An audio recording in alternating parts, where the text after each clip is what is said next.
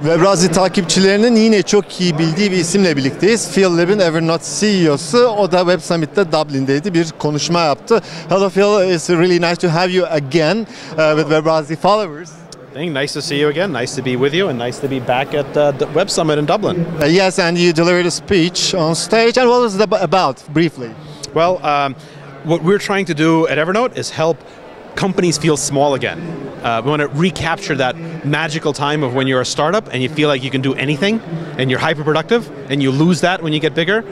We want to regain that, and we want other companies to be able to do it with our products.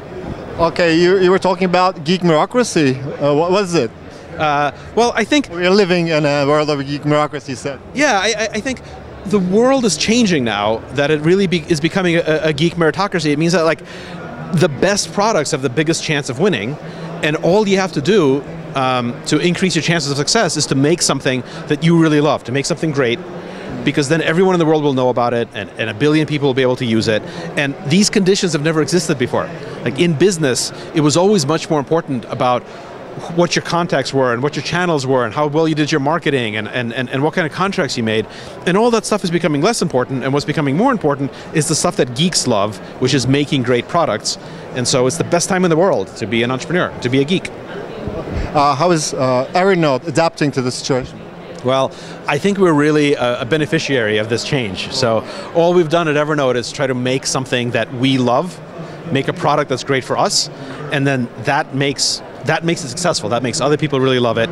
And as we're successful, we grow and we get more employees, and our vision of who we are gets wider and expands, and then it's sort of a virtuous cycle that feeds on itself, where we focus on making a great product, that makes us more successful, that lets us make an even better product.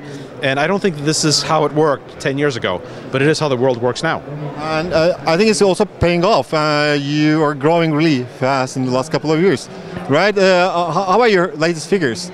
We're growing really quickly. We've got more than 100 million users worldwide. We just passed 1 million users in Turkey, which I was very happy about. And in fact, it's my deep shame that I've not yet been to Turkey.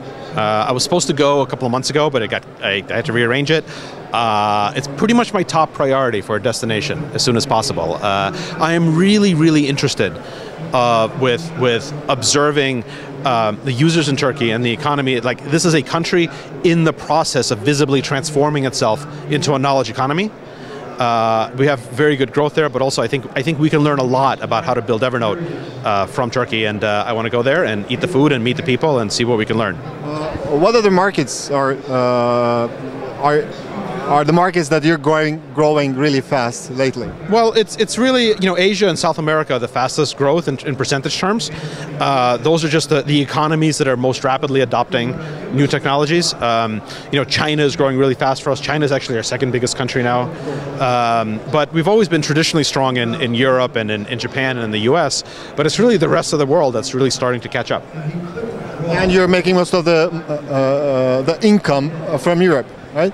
Well, most of our revenue really is coming from, it's coming from everywhere. It's coming more from developed countries like US, Japan, Europe, but more and more is also coming from Asia, from Turkey, from South America. And the important thing is, when we look at the behavior of an Evernote user, their behavior is very similar. So people in Evernote are more likely to pay us the longer they use it. And that's true in Turkey, the same as is true in Brazil, the same as is true in Switzerland. Which really gives us hope that making investments now in countries that are going to have the most dynamic growth will really pay off big within 5 or 10 years. Okay, thank you very much, really, for the interview, and hope to see you soon, very soon in Turkey. Thank you. Great to see you.